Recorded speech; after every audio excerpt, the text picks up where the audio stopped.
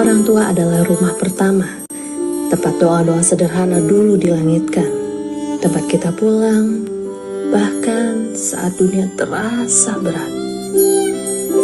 Waktu berlalu, rumah itu menua. Suaranya tak lagi sekuat dulu. Bahkan ada yang lebih dulu berpulang, meninggalkan rindu yang kita simpan dalam diam. Inilah ortuku surgaku, sebuah perjalanan pulang hati, belajar berbakti dengan cara yang Allah cintai. Karena ridho Allah, seringkali Allah titipkan di ridho orang tua kita.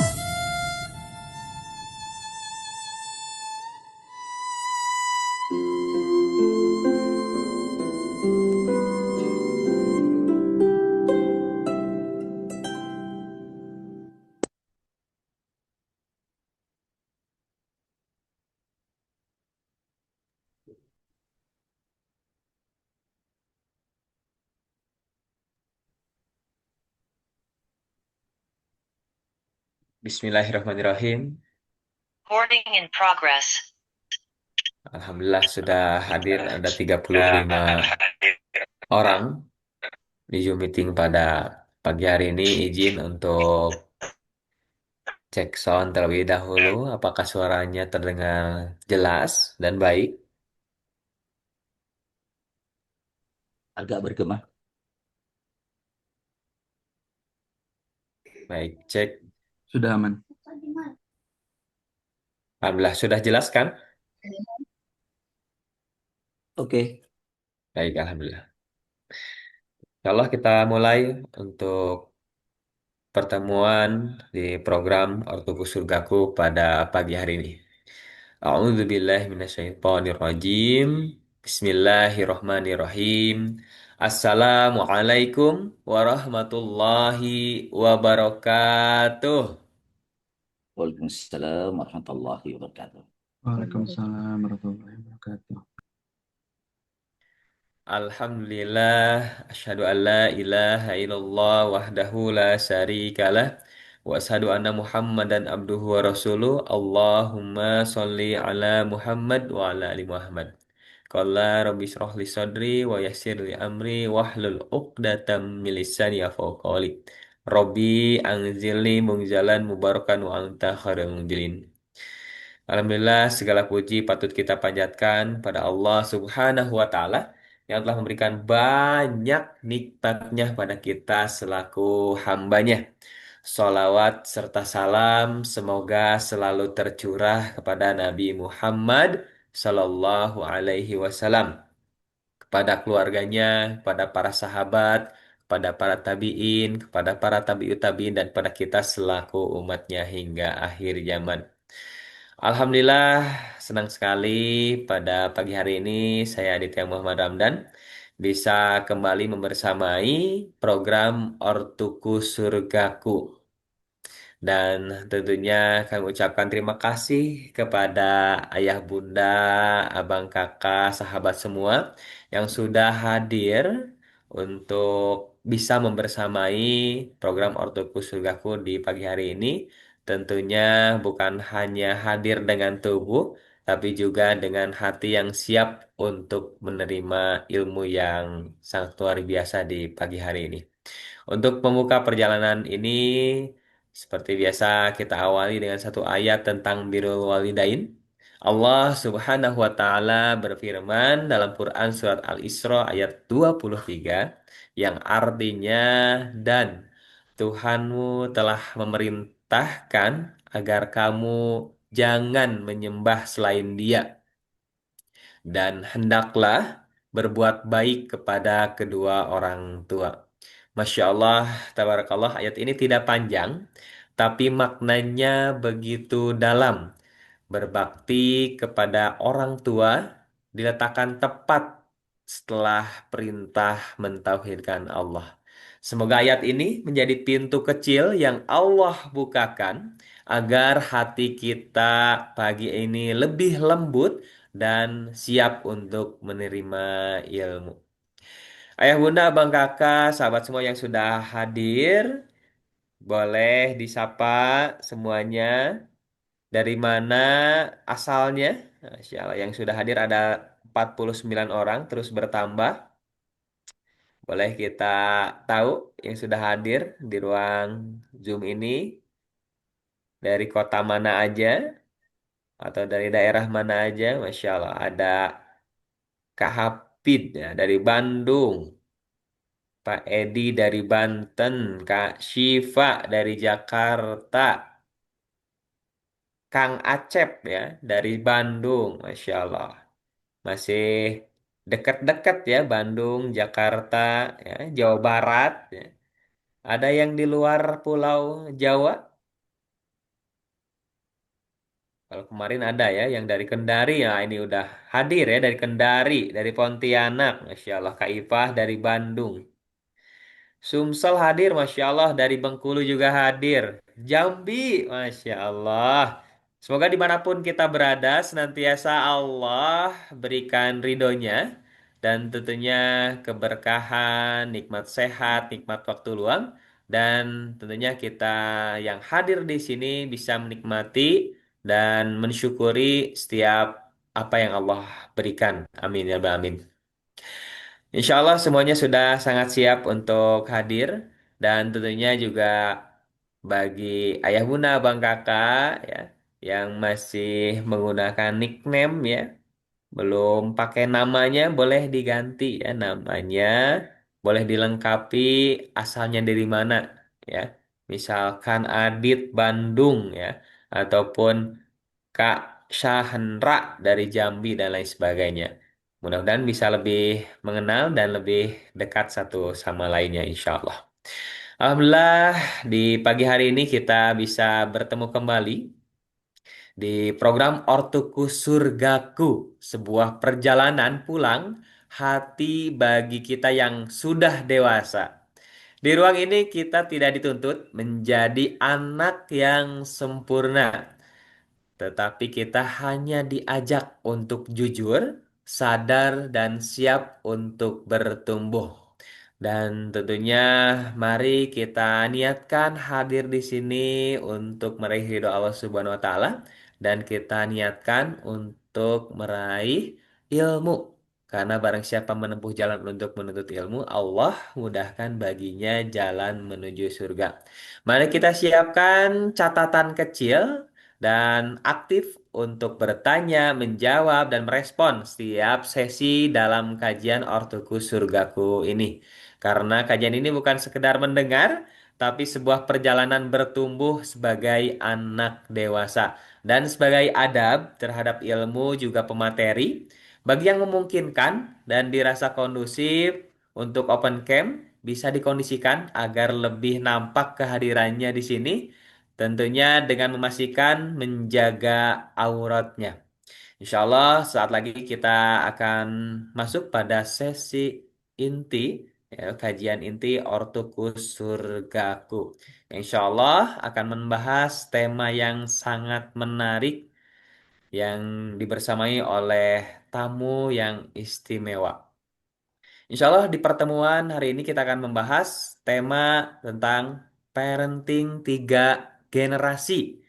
Luka batin warisan ortu, hati-hati berlanjut pada anak. Insya Allah akan dibersamai oleh pembicara yang istimewa, yaitu Bunda Sophie Beatrix, yang Alhamdulillah juga sudah hadir di ruang Zoom ini. Beliau sosok yang sangat kompeten, bukan hanya dikenal sebagai penulis yang sudah menulis lebih dari 100 buku bestseller, tetapi juga beliau adalah seorang praktisi psikologi yang memiliki spesialisasi dalam membedah kedalaman jiwa manusia. Insya Allah untuk menemani perjalanan ini, kita akan dibersamai oleh pembicara tuan rumah Ortuku Surgaku. Beliau merupakan motivator, penulis buku, dan trainer yang sudah memberikan banyak ilmunya ke perusahaan-perusahaan multinasional. Alhamdulillah sudah hadir di tengah-tengah kita Ustadz Aris Ahmad Jaya yang insya Allah akan memandu alur kajian dan dialog pagi ini. Semoga kehadiran beliau menjadi wasilah turunnya banyak kebaikan untuk kita semua. Bagaimana ya Bunda? Sudah siap? Boleh jawab di kolom chat. Siap, siap, siap. Nah, sudah sangat siap? Masya Allah. Siap ya. Pakai huruf kapital semua. Semangatnya harus terus menggelora ya. Dan insya Allah kesiapan dari ayah bunda sahabat semua yang sudah chat ya di kolom komentar dan insya Allah memberikan aura positif dan juga tentunya menularkan semangat untuk kita semua. Baik, tidak berlama-lama untuk selanjutnya kami persilahkan Ustadz Aris. Kita sapa terlebih dahulu. Assalamualaikum Ustadz. Waalaikumsalam warahmatullahi wabarakatuh. Masya Allah, Alhamdulillah. Bagaimana kabarnya Ustadz? Alhamdulillah, alhamdulillah sehat, alhamdulillah dimudahkan, alhamdulillah berkah, insya Allah. Masya Allah, di pagi hari ini kita sudah banyak bersyukur dan berdoa. Semoga Allah menambahkan nikmat-nikmat lainnya untuk kita semua. Baik, untuk Ustadz, kami persilahkan tafadhol Ustadz. Alhamdulillah. Jazakallah khair, Mas Adit. Bismillahirrahmanirrahim. Rabbi shrah li sadri wa yassir li amri wahlul 'uqdatam min lisani yafqahu qawli. Amin. Assalamualaikum warahmatullahi wabarakatuh. Waalaikumsalam warahmatullahi wabarakatuh. Alhamdulillah, salatu wassalamu ala rasulillah, la hawla wa la quwata illa billah. Allahumma salli ala Muhammadin wa alihi wa ashabihi ajmain. Berkailah pertemuan ini, mudahkanlah pemahamannya, dan jadikan semua yang hadir engkau berkahi ya Allah, engkau muliakan, engkau panjangkan umur, dan engkau rahmati kehidupannya, menjadi anak yang solih, solehah, dan mengantarkan orang tua kepada jannah. Amin, ya Rabbal Alamin. Bagaimana kabar ayahanda, ibunda, kakak, adik, akang, teteh yang hadir di sini? Masya Allah. Hari-hari ini adalah hari-hari yang luar biasa. Hari-hari yang diberkahi insya Allah, dimudahkan, dan menjadi bagian dari hari-hari yang penuh kenangan. Hari ini kita akan belajar bersama. Hari ini kita semua insya Allah mengkaji sesuatu yang sangat penting. Sesuatu yang bisa menjadi bagian dari titik balik sebagai sosok anak, juga sebagai sosok orang tua.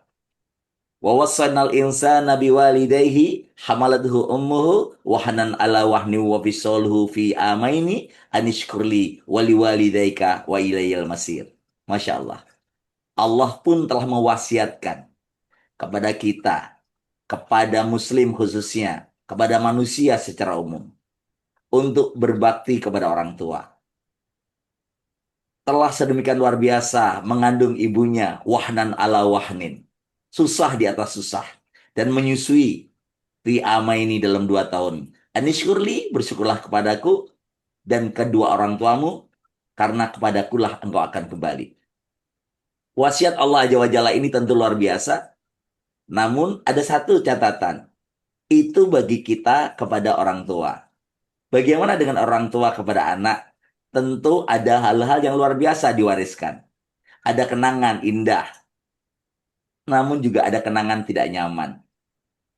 Ternyata ada 3 poin yang perlu dicatat oleh para sahabat yang ada di sini. Dalam parenting, ternyata minimal 3 tujuannya. Yang pertama adalah mewariskan ketaatan. Bagaimana anak-anak kita taat kepada Allah. Yang kedua, menciptakan kenangan. Bagaimana mereka memiliki kenangan, memiliki memori yang indah. Dan yang terakhir ketiga adalah mempersiapkan perpisahan antara orang tua dengan anak, anak dengan orang tua. Lazimnya memang seperti itu. Orang tua semestinya mewariskan hal-hal yang indah, kenangan yang indah, mempersiapkan ketaatan anak, mempersiapkan perpisahan antara orang tua dengan anak. Itu idealnya. Namun banyak juga anak yang mendapatkan memori yang kurang nyaman dengan orang tua. Ada luka batin. Ada ketidaknyamanan karena ketidakmampuan orang tua untuk mengelola emosi. Ada kemarahan, bahkan ada fisik yang harus tercederai, batin yang harus terluka. Banyak yang hadir di sini bisa jadi mengalami pengalaman-pengalaman yang kurang nyaman. trauma, bahkan mengakibatkan ketakutan-ketakutan, terwariskan ketidakbaikan. Dan bahayanya adalah ternyata warisan-warisan yang kurang nyaman itu menjadi bagian dari modal untuk terwariskannya perbuatan itu untuk anak-anak kita berikutnya, inner child. Nah, para sahabat, tentu di antara kenangan indah yang kita miliki, tentu di antara kenangan-kenangan, memori-memori bahagia yang kita punyai, ada juga ketidaknyamanan, luka, kalimat-kalimat, kata-kata, atau bahkan bully bisa jadi ya, ketidaknyamanan dibandingkan, atau bahkan terlukai secara fisik dan mental yang pernah dirasakan oleh para sahabat yang hadir di sini. Karenanya, kita perlu pola, kita perlu memiliki ilmu. Bagaimana kalau kita pernah terluka?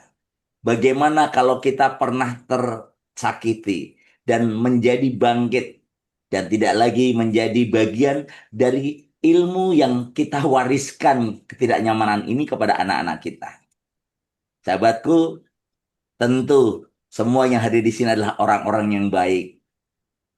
Orang-orang yang ingin memiliki kemampuan untuk melepaskan luka, orang-orang yang ingin menjadi bagian dari orang tua yang menjadi teladan, dan itulah Bunda Sofi Betrik insya Allah hari ini mau bersamai kita. Beliau memiliki banyak hal, memiliki hal-hal yang keren, pengalaman hidup di masa lalu, tentu di antara yang nyaman, pengalaman yang tidak nyaman.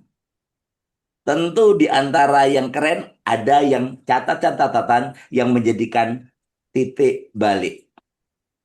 Insya Allah Bunda Sofi seorang lulusan psikologi dari Universitas Airlangga, menulis lebih dari 100 buku bestseller, menjadi terapis trauma healing.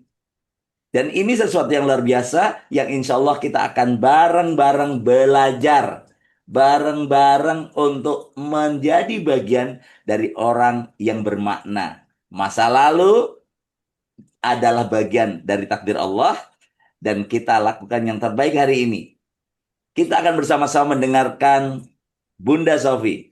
Bunda Sofi Betrik insya Allah akan berbagi banyak hal kepada kita. Kita sapa dulu dan kita hadirkan Bunda Sofi di antara kita hari ini. Assalamualaikum warahmatullahi wabarakatuh, Bunda Sofi. Waalaikumsalam warahmatullahi wabarakatuh. Masya Allah, gimana kabarnya Bunda? Alhamdulillah. Ya, Alhamdulillah sehat dan bahagia, Ustadz. Masya Allah, Masya Allah. Karena biasanya kalau ditanyain gimana kabarnya, biasanya jawabannya cuma sehat. Alhamdulillah sehat gitu ya. Kurang bahagianya nggak disampaikan. Nah ini saya sampaikan, Ustadz. Ya, ya itu bahagia itu menular. Dan orang-orang yang menularkan kebahagiaan adalah orang-orang yang mampu mengalahkan masa lalu untuk menjalani kebahagiaan hari ini dan ke depan. Ya, Bunda Sofi, sebagai founder Kampung Ekopreneur, juga founder dari Kampung Hening, tentu hari ini kita akan bersama-sama belajar tentang bagaimana menjadi sosok yang bisa, selain kita menjadi anak yang mampu melepaskan ketidaknyamanan masa lalu, juga menjadi orang tua yang mampu mewariskan hal-hal yang hebat untuk anak-anak kita di masa depan. Ya, silakan Bunda Sofi, mungkin ada yang bisa disampaikan pada hari ini untuk menginspirasi kita semua terkait dengan tema hari ini. Bagaimana kita menjadi orang yang luar biasa sebagai anak yang mampu melepaskan masa lalu kita yang tidak nyaman dan mampu menghadirkan keindahan di masa depan kita. Silakan Bunda Sofi. Baik, terima kasih Ustadz ya.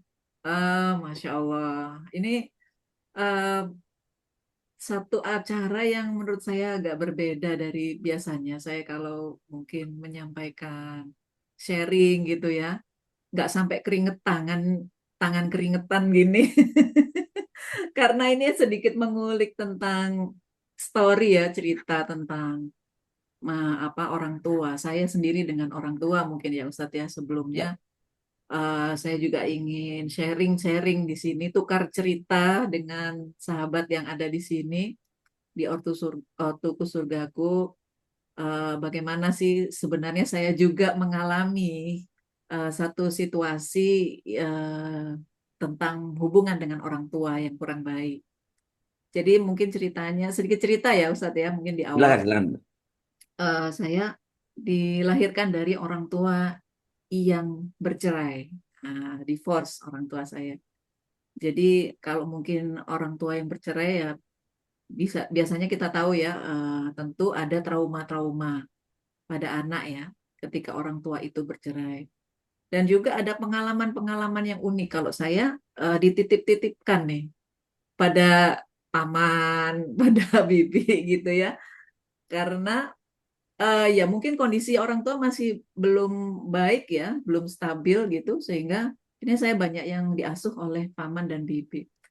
Nah, jadi orang tua saya akhirnya jadi banyak, Ustaz. Orang tua saya jadi banyak, dan kemudian akhirnya dari situ saya juga mengalami pengalaman hidup dengan orang tua yang berbeda-beda.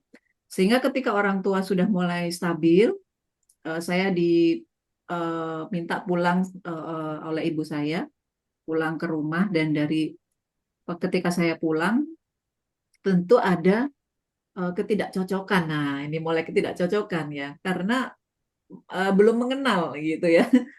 Hmm. Balik lagi waktu keluarnya masih kecil gitu ya, masih di bawah balita, terus kemudian baliknya apa sudah mulai SD lah gitu ya, saya balik lagi. Nah, di situ saya mulai ada ketidakcocokan. Nah, kebetulan saya ini tipikal anak yang rebellion child. Rebellion child itu memberontak gitu ya. Mungkin juga masa itu nggak pernah ngaji atau gimana ya. Remaja itu saya memberontak banget, sering bertengkar gitu ya, berbeda pendapat. Dan kebetulan ibu saya ini keras, sangat keras, disiplin gitu ya. Dan mungkin tentunya punya luka batin yang diwariskan dari orang tuanya gitu.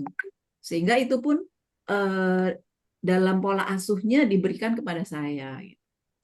Nah, sehingga singkat cerita, ketika itu diperlakukan kepada saya sempat berjanji dalam hati saya tidak akan memperlakukan anak saya seperti ibu saya memperlakukan saya, gitu ya.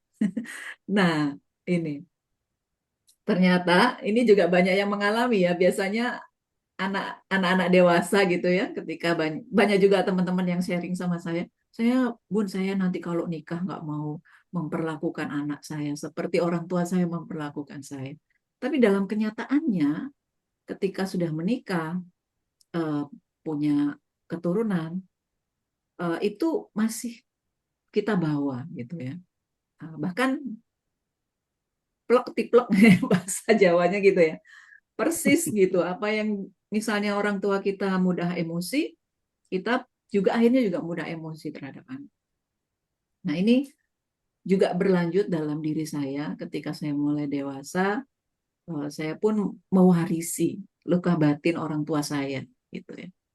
Nah, tentu ini nggak hanya berpengaruh kepada diri gitu ya, tetapi ternyata ini berpengaruh terhadap karir juga, Ustaz, terhadap pekerjaan, terhadap komunikasi dengan orang lain.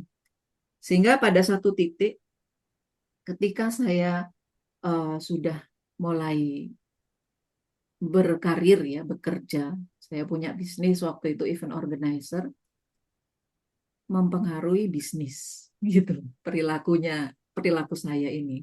Akhirnya bisnis saya naik turun naik turun naik turun naik turun dan akhirnya bangkrut. Nah, disinilah saya mulai menemukan titik-titiknya ya, jalan menuju kembali pulang sebagai anak dewasa ini ya. Dan bangkrut ini Ustaz, utang miliaran kalau sekarang ya, tapi tahun 2000 itu utangnya ratusan juta gitu. Dan saya memulai bisnis itu dari riba, dari pinjam bank, kartu kredit dan lain-lain. Jadi udah sesat ya mungkin ya, waktu itu nih. Sehingga akhirnya saya dikejar-kejar debt collector. Ya, mungkin ada yang mengalami seperti saya ya. utangnya banyak, dikejar-kejar debt collector. Setiap hari itu ada yang nyamperin rumah saya, Ustaz. Ada yang Hmm. nagih, ada yang pakai tato-tato datang. Ada yang nagihnya rombongan karena saya waktu itu juga sempat minjem pada banyak orang gitu. Nah, sehingga akhirnya ya kalau setiap hari seperti itu tentu tahu ya setiap pasti mengalami depresi, mengalami stres gitu. Bahkan saya untuk ngangkat telepon nggak berani. Ada handphone berbunyi nggak berani ngangkat, takut ada yang nagih. Ada orang lewat depan rumah aja udah gemeteran, takut ternyata itu debt collector gitu ya. Sehingga akhirnya itulah kehidupan saya setiap hari. Bang, mau tidur itu mimpi buruk, bangun tidurnya bukannya alhamdulillah ya Allah sudah bangun gitu ya Ustadz ya. Tapi ya Allah kenapa kok aku masih hidup ya gitu. Kenapa ya Allah ini kenapa kok aku masih Engkau berikan hidup? Kenapa kok aku nggak mati aja ya Allah? Kenapa Engkau berikan aku ujian seperti ini? Nah, itu pertanyaan-pertanyaan saya. Dan ternyata itu pertanyaan-pertanyaan yang wajar ketika seseorang mengalami masalah. Saya baru menyadari sekarang, Yusa. Dan pertanyaan-pertanyaan itu justru mengantarkan kita kembali pulang. Dan uh, itu ambang batasnya ya, ambang batas. Dan pada saat itu saya belum berpikir ada hubungannya dengan orang tua.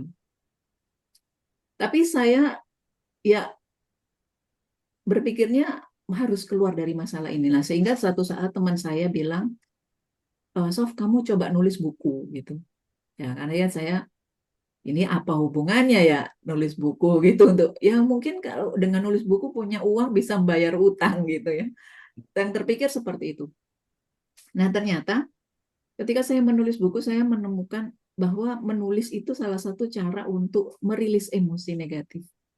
Makanya saya setelah menulis buku banyak dan akhirnya juga menjadi bestseller dan banyak menuliskan para tokoh gitu ya untuk menulis buku, itu uh, saya membuat sebuah konsep terapi teknik journaling gitu ya. Bahwa dengan menulis kita itu bisa merilis luka batin. Nanti akan kita ngobrol-ngobrol lebih jauh ya Ustaz. Tapi Ya. intinya alhamdulillah itulah step pertama saya berhasil merilis luka batin saya gitu. Tetapi ada step keduanya ini masih belum sadar ya Ustaz tentang orang tua nih, bandel ini anak ini. Jadi step keduanya adalah justru di beberapa tahun yang lampau ini ya, barusan aja gitu. Jadi saya tuh luka batin dan konfliknya dengan ibu terutama itu sangat besar. Jadi saya ketika anak saya sudah mulai kuliah, yang biasanya nurut ya Ustaz, diantar jemput SMP, terus tiba-tiba kuliah itu tiba-tiba dia itu menjadi anak yang memberontak. Jadi dia tidak mau di WhatsApp nggak dibales, didatengin kontrakannya kan bilang anak saya kuliahnya di Brawijaya ya di Malang.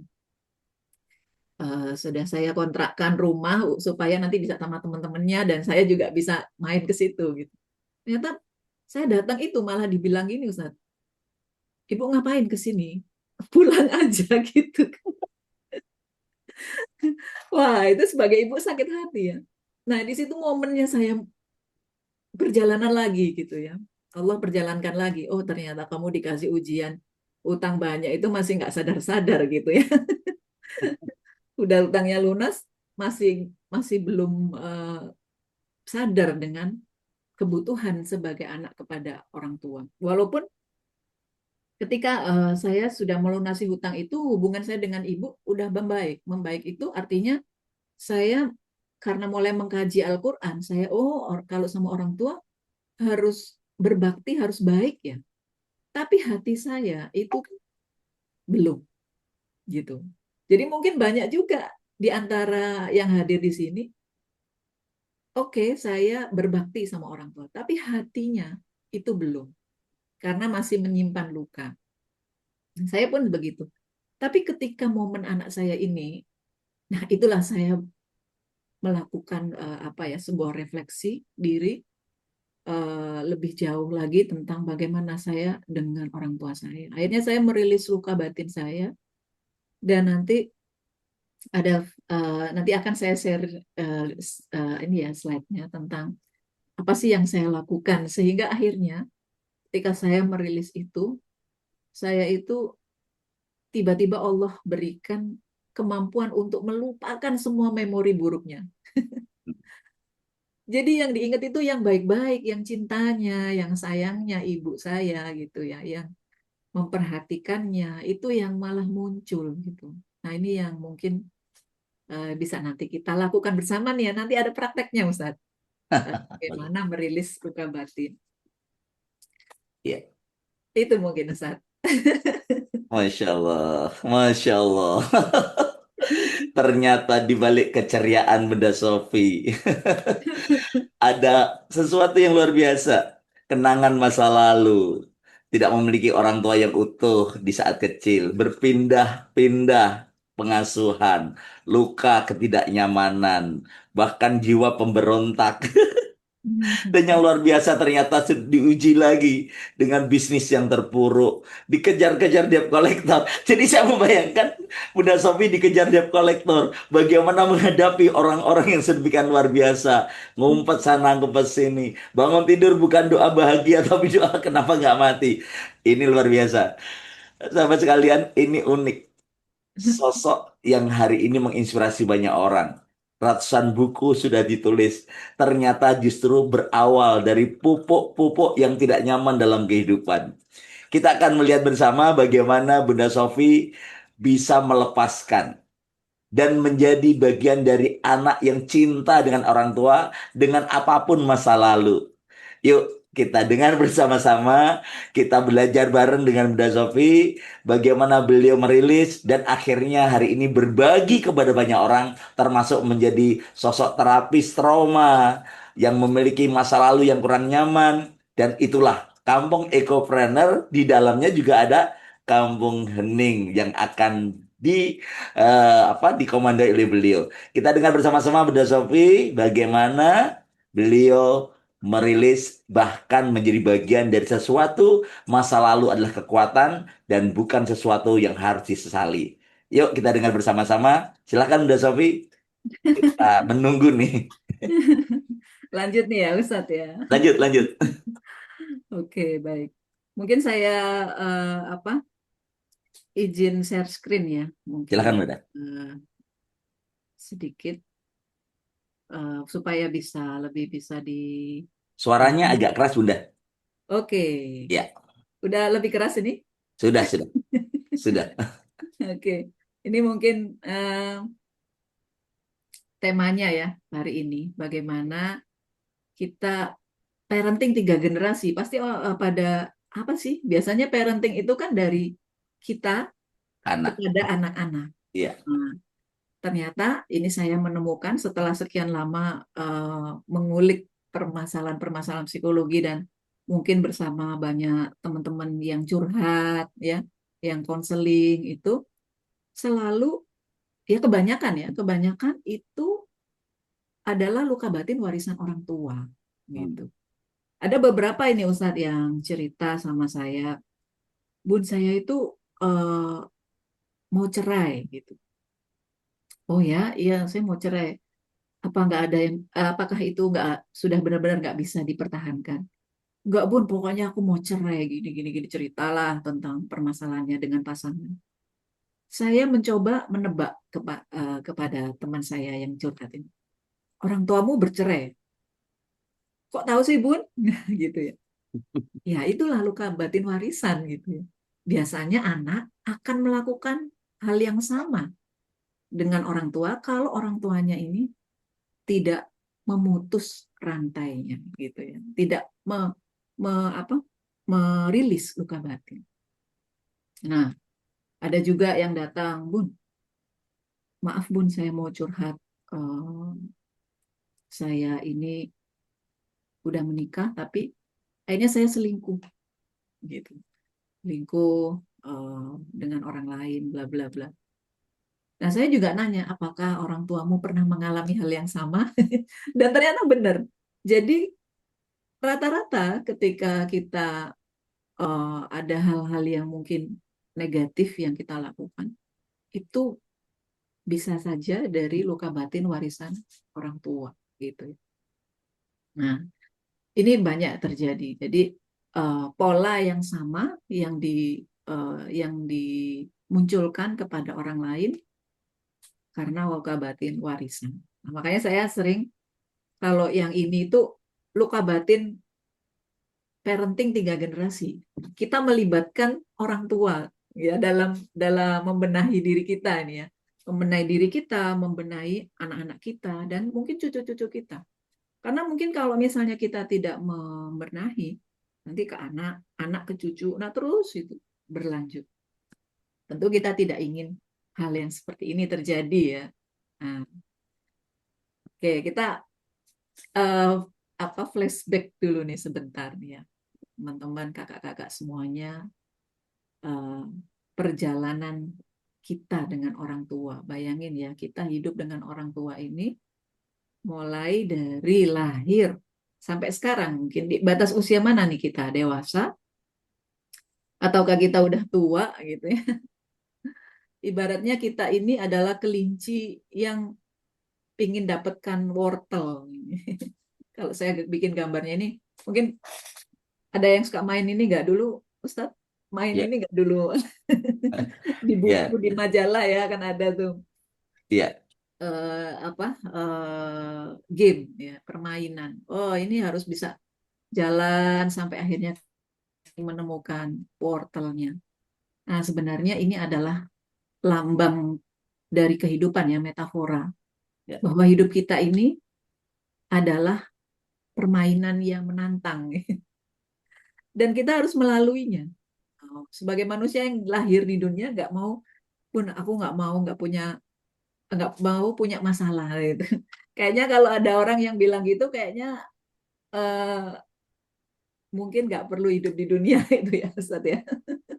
Karena semua orang yang lahir di dunia pasti punya masalah. Dan itu justru adalah challenge ya, challenge. Nah, kita lahir aja udah punya challenge. Ya, kita lahir, mungkin kita lahir ini belum bisa ngomong. Kira-kira belum bisa ngomong ini masalah nggak buat seorang bayi? Tentu masalah ya, Ustaz ya. Iya, Eh, mau mau perutnya lapar, nangis. Mau pup, nangis. Apa bedanya nangisnya pup dengan nangisnya mau makan gitu ya? Kan orang tuanya masih belajar. Ini kenapa ya? Oh, dia mau makan. Oh, dia itu aja sudah jadi luka batin ini. Belum nggak bisa dimengerti ya sama orang dewasa. Kemudian kanak-kanak kita juga mengalami challenge. Kita punya masalah juga belajar jalan, belajar bicara, jatuh, dan lain-lain. Ini sudah punya challenge tersendiri. Ini perjalanan kita dengan orang tua sampai remaja, sampai dewasa, kan sampai tua. Untuk apa? Untuk mendapatkan wortel kita. Wortel kita ini adalah, kalau saya ibaratkan, adalah misi yang Allah titipkan kepada kita ketika kita belum lahir. Dan kita waktu belum lahir ada nggak yang masih ingat? Ingat nggak waktu belum lahir ada pertemuan sama Allah? Ada yang masih ingat? Udah pada lupa ya. Udah pada lupa ya. Dan sebelum kita lahir di dalam Al-Quran kan ada ya Ustaz ya, ya, perjumpaan kita dengan Allah. Yang dimana Allah itu menitipkan sebuah misi kepada kita. Yang itu ketika saya mengalami masalah masalah dengan debt collector, nagih dan lain-lain, itu saya mulai berpikir tuh, sebenarnya Allah itu menciptakan saya di dunia buat apa ya? Gitu kalau saya itu dikasih masalah yang kayak gini, orang tua yang kayak gini gitu ya. iya, Nah, ternyata ketika kita menyadari dan kita menemukan wortel kita, kita menemukan apa misi kita itu, semua perjalanan ini akan sangat kita nikmati gitu ya. Nggak punya uang dinikmati. Apa bermasalah dengan seseorang yang kita nikmati perjalanannya gitu ya, sambil kita mencoba untuk memperbaiki. Nah ini adalah perjalanan kita dengan orang tua. Nah ini salah satunya hasil kalau misalnya kita mewarisi luka batin ya, kemudian tidak kita rilis, itu akan terbawa sampai dewasa. Contoh ini ada 2 contoh nih. Ini dari buku saya, The New Me ya. Saya punya buku gambarnya kayak gini. Jadi ada 2 kasus ya. Satu misalnya ada seorang ibu yang maaf, seorang ibu yang membentak atau memarahi anaknya, sering marah. Nah, ketika anaknya ini mengalami luka batin, dia tidak merilisnya, maka dia akan menjadi orang yang playing victim katanya kalau sekarang ini. Selalu merasa bersalah, selalu merasa bahwa dirinya yang korban gitu ya. Nah, ini dia akhirnya jadi penakut. Bahkan di dalam pekerjaan, ini contoh ya, dalam pekerjaan pun ketika bosnya memberikan feedback atau masukan, dia langsung udah, iya ini salahku, aduh, aku kayaknya memang bodoh, aku memang orang yang nggak pantas, misalnya seperti itu. Playing victim, bisa terjadi seperti ini, gitu ya. Jadi respon anak itu ketika luka batinnya dibawa sampai dewasa itu berbeda-beda. Bisa sebagai playing victim, ada orang yang menjadi korban, selalu merasa menjadi korban, merasa bersalah, nyalahin dirinya, menghakimi dirinya, atau kebalikan, seperti yang satunya, kasus satunya ini anak laki-laki yang diperlakukan kasar oleh ayahnya. Ketika dia membawa itu sampai dewasa, dia jadi orang yang kasar. Dia akan menjadi pelaku. Nah, pelaku yang sama seperti orang tuanya gitu. Jadi ada 2 pilihan biasanya luka batin kalau nggak sembuh itu, kalau nggak dia yang menjadi korbannya atau dia yang menjadi pelakunya gitu. Nah maka inilah ulik-ulik sedikit ya, mungkin kakak-kakak teman-teman yang ada di sini ada ya teringat dengan luka batin ya. Mungkin kalau saya sekarang bisa ketawa-ketawa Ustadz nih. Udah waktu itu nggak bisa ketawa ya.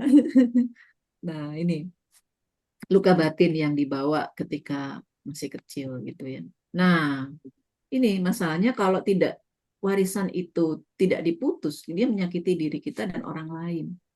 Orang lain siapa? Bukan jauh-jauh, yang disakiti itu biasanya inner circle kita. Anak kita disakiti, pasangan ikut disakiti, teman, sahabat itu juga disakiti, teman kerja itu juga disakiti. Gara-gara kita mewarisi luka itu. Nah, bagaimana prosesnya? Ini sedikit prosesnya ketika kita dilukai, itu mungkin luka batinnya waktu itu cuma 10, misalnya kita dimarahin di depan orang banyak sama orang tua gitu ya. Mungkin waktu itu 10, tapi karena dipupuk, dikembangin, di apa ya, disimpan, tidak dirilis, itu lama-lama membesar.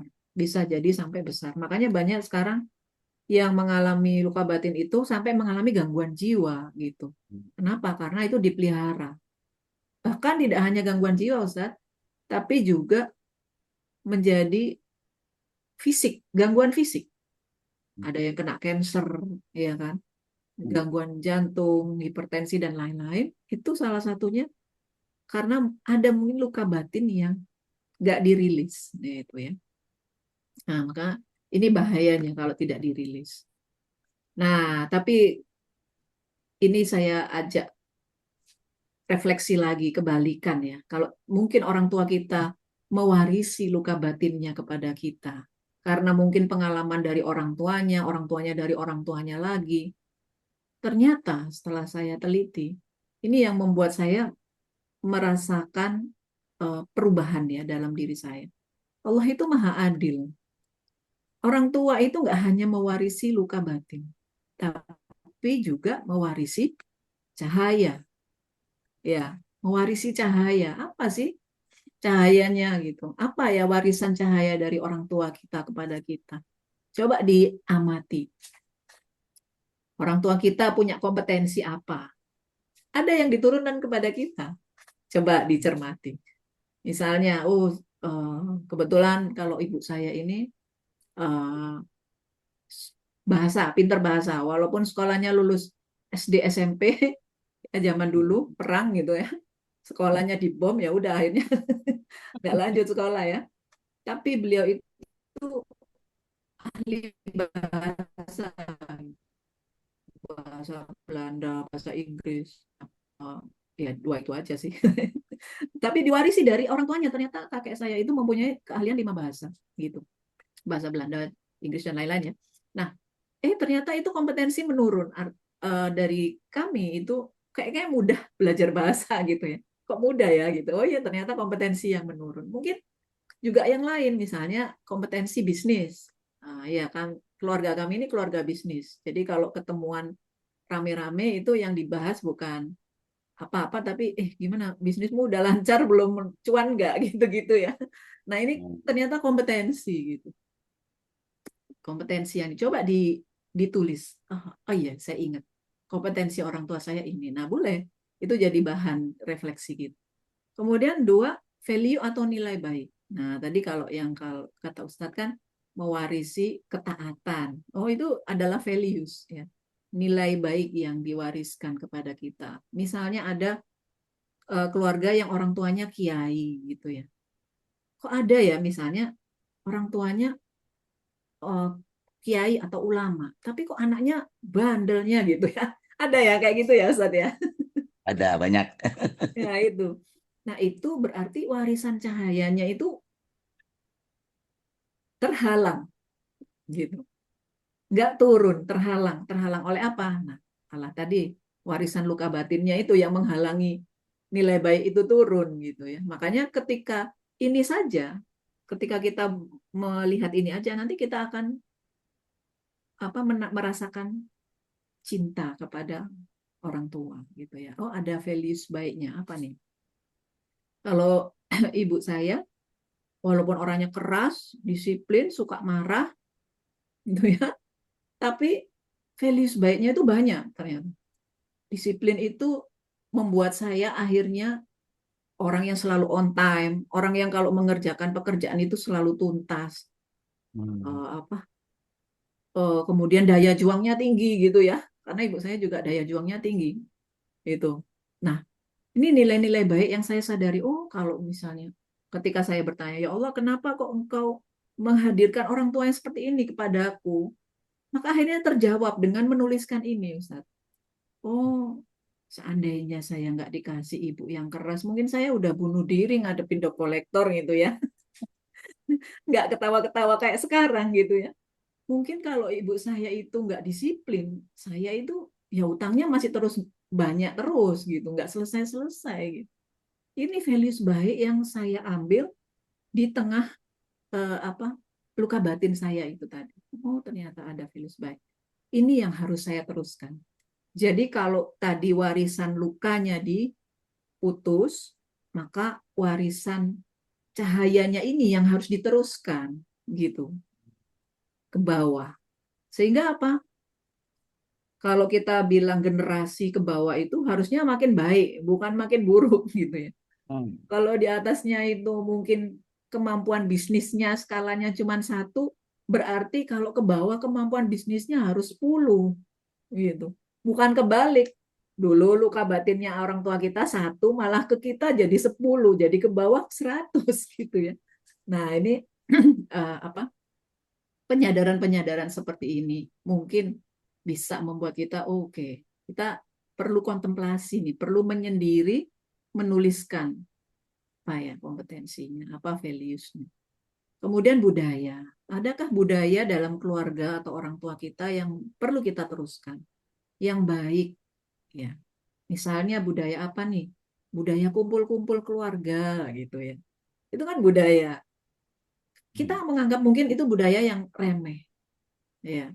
Budaya pulang kampung saat Lebaran. Oh, itu budaya remeh, apalagi di zaman sekarang. Wah, nggak bisa pulang nih, sibuk. Itu ya. Wah, nggak bisa kumpul-kumpul nih, banyak acara gitu ya. Nah, coba kita lihat lagi. Budaya itu perlu nggak kita teruskan? Ada budaya-budaya baik dalam keluarga yang perlu kita lanjutkan. Ini adalah warisan cahaya yang juga perlu kita cermati, ya. Mana sih yang harus kita lanjutkan, gitu ya. Nah, maka caranya, saya langsung kepada caranya ini. Gimana caranya? Caranya yang pertama adalah sadari warisan lukanya itu apa, warisan cahayanya itu apa. Kalau warisan luka batin, ya apa nih? Oh iya, ibu saya. Nah ini kenapa saya ke saya terus ya, supaya gampang nih. Ya. Ibu saya suka marah, emosional. Ibu saya kalau dalam bahasanya sekarang di psikologi, beliau juga punya luka batin itu gangguan panic attack. Panic attack itu gini, panic attack itu setiap saat itu orangnya panikan. Tidak ada hari tanpa panik. Nah, itu ditularkan tuh kepada anak-anaknya gitu ya. Bahkan saking itu panic attack itu, kalau misalnya nggak ada kejadian yang bikin panik, itu dicari-cari, Ustadz. Gimana? Paniknya gimana? Mana bisa membuat saya panik gitu. Hari ini apa ya yang bisa membuat saya panik gitu. itu namanya panic attack. Jadi setiap kejadian apapun itu direspon dengan kepanikan. Nah, ini saya tulis, oke, ini yang harus saya rilis. Nah, itu membutuhkan waktu, nggak bisa sekali dua kali. Ikut kajian ini bahkan, makanya ini kajian diadakan tuh berkala supaya kita tuh ngerilisnya terus menerus, nggak bisa ikut satu kajian Ustaz terus habis itu bisa selesai gitu ya. Ikuti aja terus itu, nanti akan mengubah mindset kita, mengubah kesadaran kita, dan kita akhirnya menemukan ya jalan pulang itu.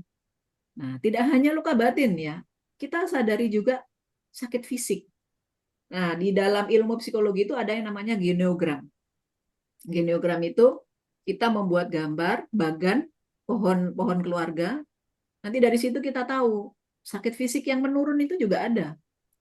Misalnya, oh ini paman saya kena diabetes, ibu saya kena diabetes. Nah, ada kemungkinan saya kena diabetes, gitu misalnya.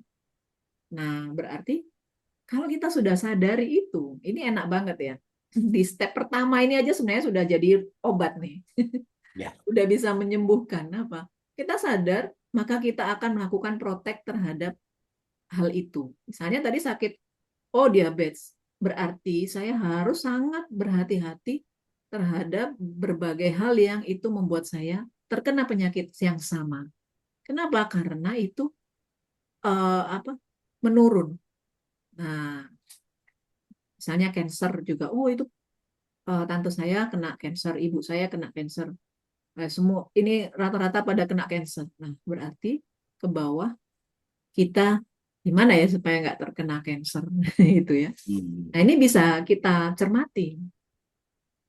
Nah, ini kalau lebih dalam akan saya bahas di e-course kita nanti Ustadz. E-course di Ramadan itu ada 30 hari e-course Ortuku Surgaku ya.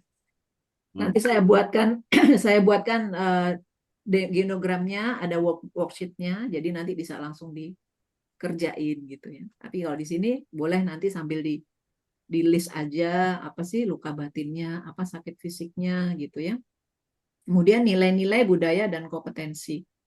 Ini kalau yang cahayanya ya. Kalau yang sebelah sini, sebelah kiri ini lukanya, yang sebelah kanan ini cahayanya. Coba dituliskan teman-teman apa nilai-nilai budaya dan kompetensi yang sudah diwariskan kepada kita sebagai cahaya.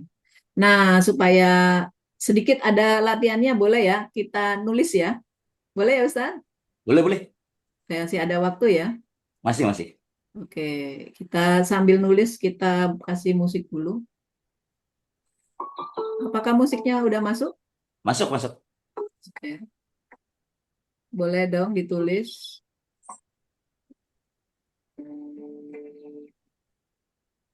Musiknya dihidupkan lagi, Bun. Oke, saya sebentar. Ini kayaknya karena belum share sound. Oke, kita mau ulang ya. Oke. Ya. Ya.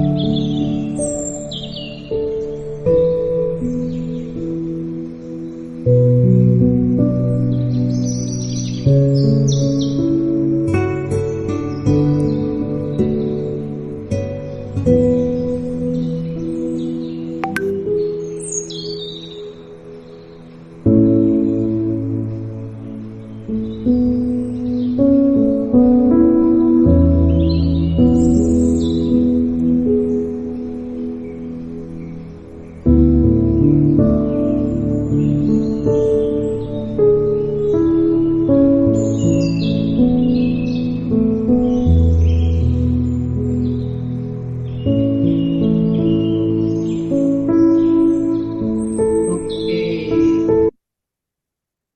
sudah? Sudah ini ya kayaknya ya.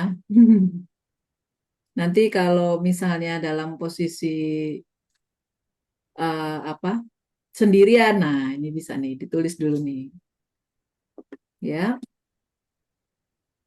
Kemudian yang berikutnya ya kita yang kedua.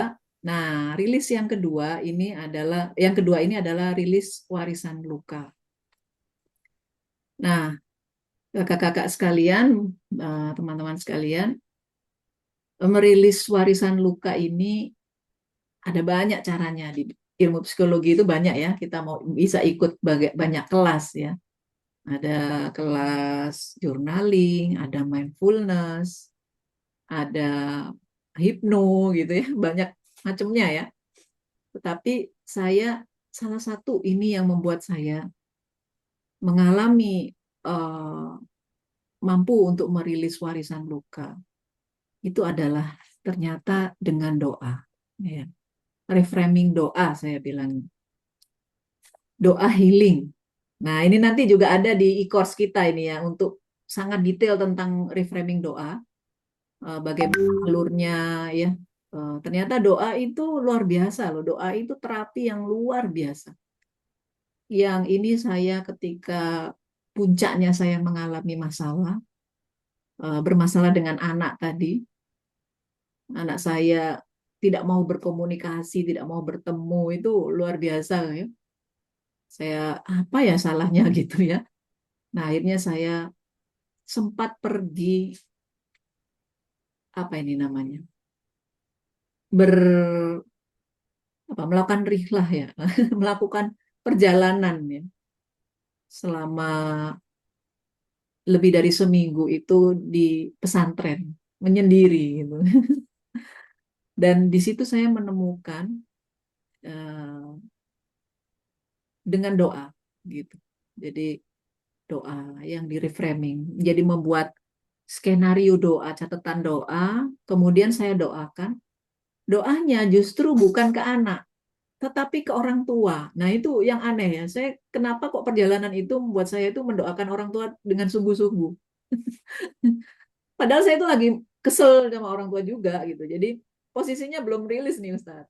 Jadi posisinya masih eh, kesel sama orang tua, tapi anak ini juga ngeselin gitu ya. Nah, ketika saya melakukan doa ini, saya baru semakin menyadari, Suara kurang keras sudah. oke, kadang-kadang anginnya lewat ini soalnya. Oke, udah keras ya Ustaz? Ya, ya. Udah ya. Nah, ini saya akhirnya menyadari dan alhamdulillah Allah hadirkan keajaiban melalui doa-doa ini. Ya doanya nggak sekali ya. Kalau sekali mungkin nggak belum dikabulkan sama Allah. Tapi ini berkali-kali berdoa. Tiba-tiba satu waktu saya itu mengalami ya sampai sekarang saya itu Ya, saya dijadikan banyak co-host. lupa Yap. ya banyak lupa dengan hal-hal buruknya orang tua saya gitu. Saya malah ingetnya itu kebaikan-kebaikannya semua gitu. Jadi pulang dari rilis itu, alhamdulillah masih sempat bertemu dengan ibu saya, ya masih ada waktu itu, sekarang udah meninggal ya. Saya itu jadi cinta banget. Jadi saya datang bersilaturahmi ngobrol sama ibu itu, kok jadi cinta banget ya. Itu rasanya nikmat ternyata ya Ustadz. Jadi saya selama ini kehilangan rasa nikmat itu gitu ya. Nah, ini Allah berikan kenikmatan cinta sama orang tua itu kayak gini ya ternyata gitu ya. Buat anak-anak yang divorce pasti juga bisa ngerasain ya kayak itu.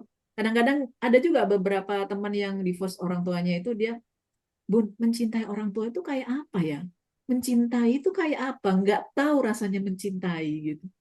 Apakah ngasih uang itu mencintai gitu. Jadi ada yang konseling kayak gitu karena rasa cinta itu beda gitu ya. Ketika kita berbakti kita muncul rasa cinta di tengah kekurangan atau ketidaksempurnaan kita dan orang tua kita gitu.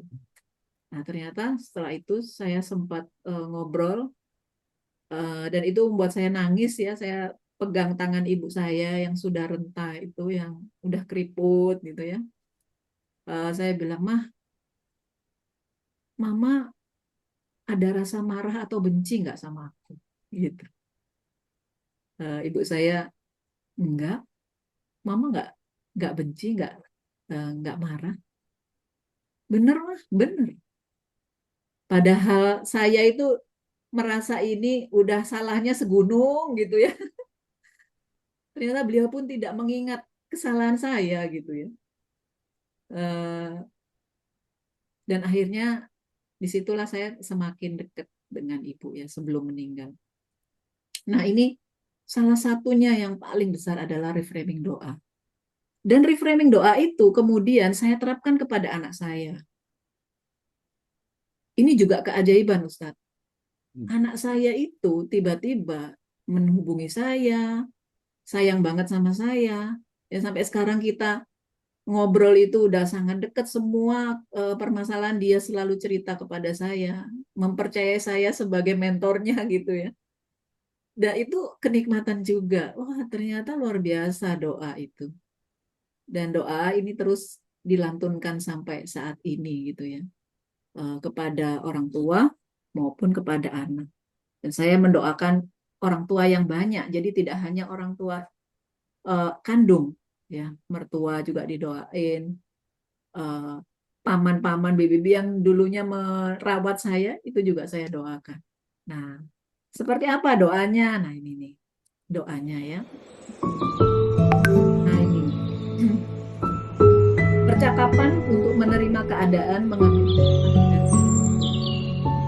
Seandainya ada rasa sakit hati atau kita masih luka, kita bisa menyampaikan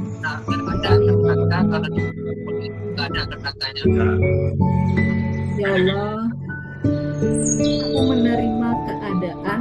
Nah ini silakan bisa diisi. Mungkin keadaan kemarahan, kebencian, sakit hati kepada orang tua bisa kita ungkapkan karena kan Allah, buat Allah ya kita bisa mengungkapkan apa adanya posisi kita nggak perlu menutup-nutupi ya. Ya Allah, aku menerima keadaan dengan ikhlas, aku memaafkan semua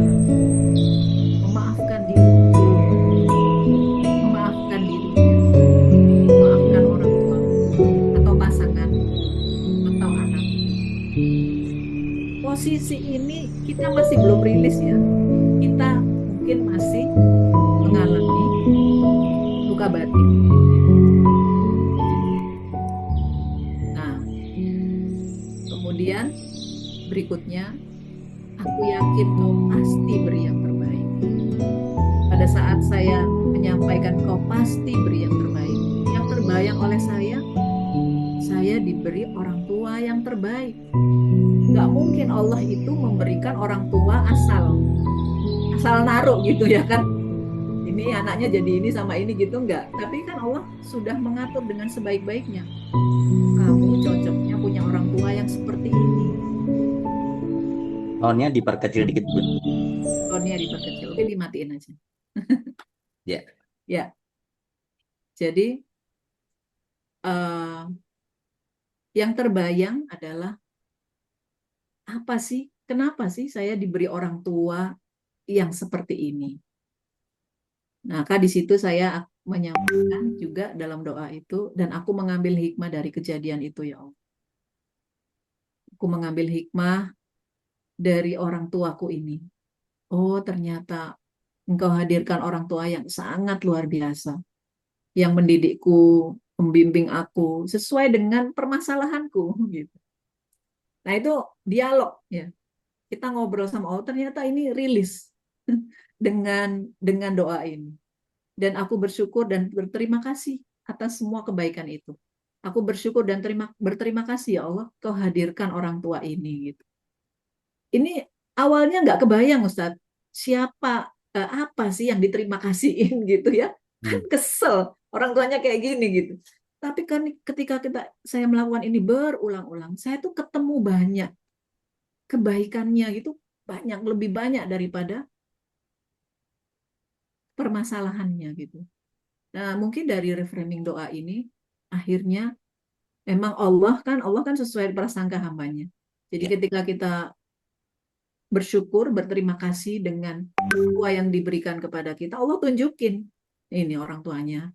Orang tuanya yang mungkin juga yang tadinya emosional marah-marah jadi baik sama kita. Yang tadinya mungkin cerewet misalnya, itu jadi tiba-tiba kok jadi baik ya. Itu ya. Ini akibatnya dari doa ya. Kita doa sama Allah dengan prasangka baik. Allah mengilhami kita rasa syukur, dan itu akhirnya muncullah energi baik itu. Termasuk ini saya doakan kepada anak saya. Ya. Tapi kalau sama anak saya itu, saya reframingnya lebih jauh lagi. Jadi saya, mungkin ini juga bisa jadi doa buat teman-teman. Saya tuh mengalami patah hati dengan anak.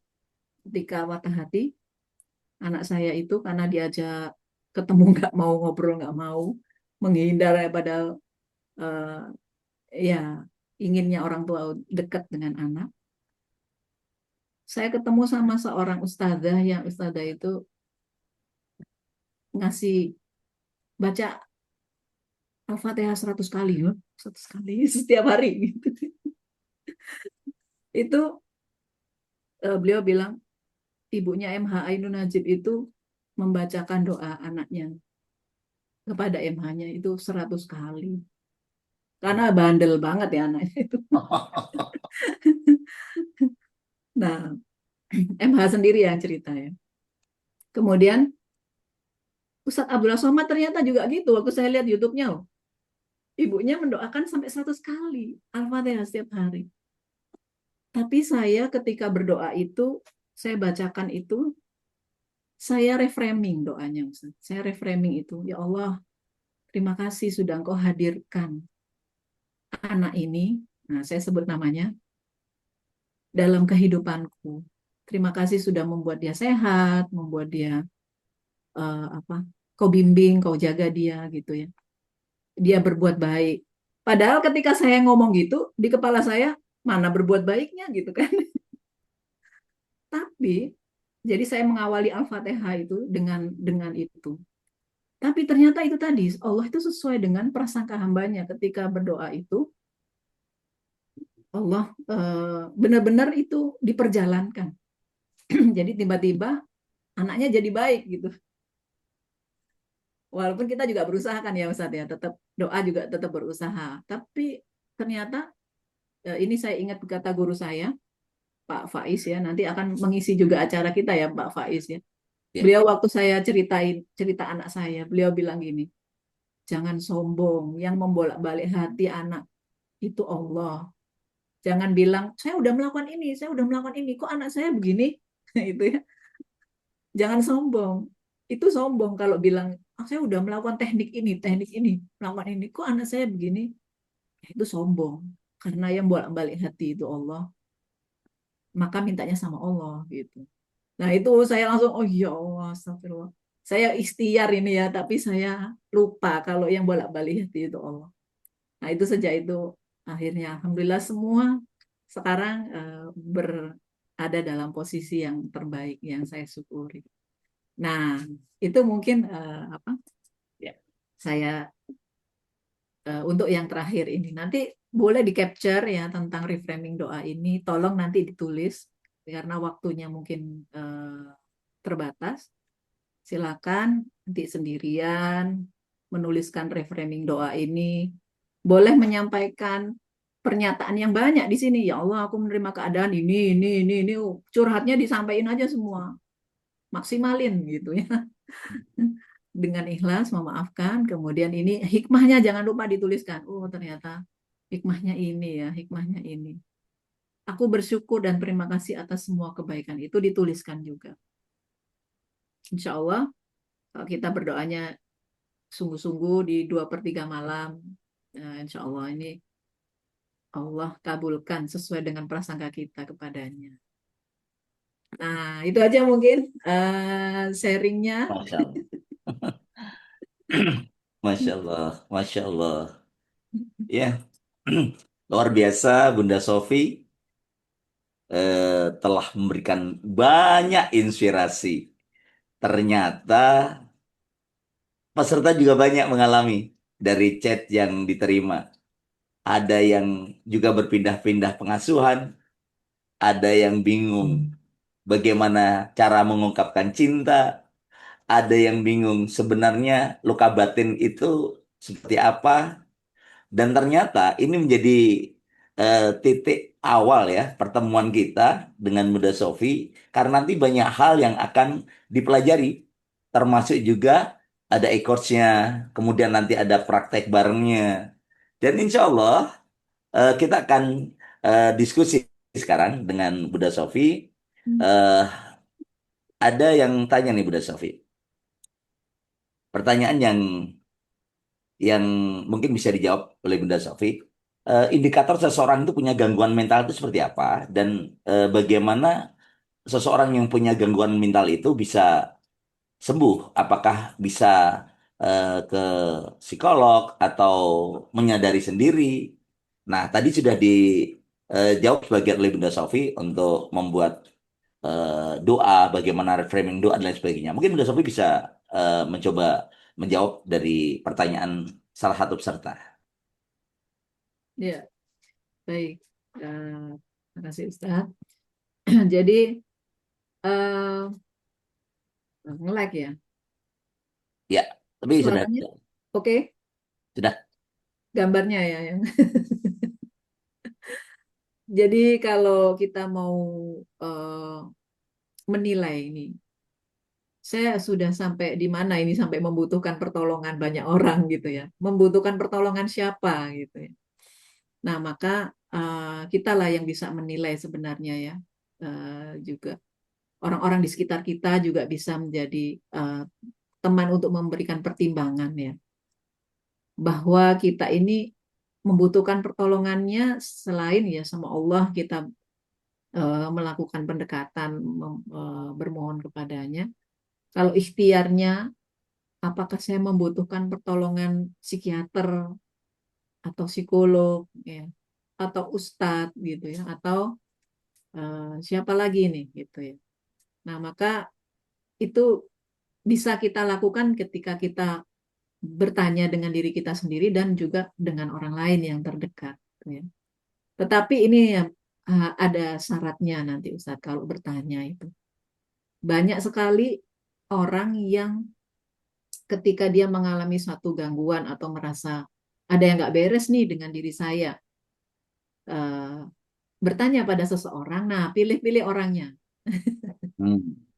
Karena bisa aja ini teman curhatnya ini itu malah menjerumuskan.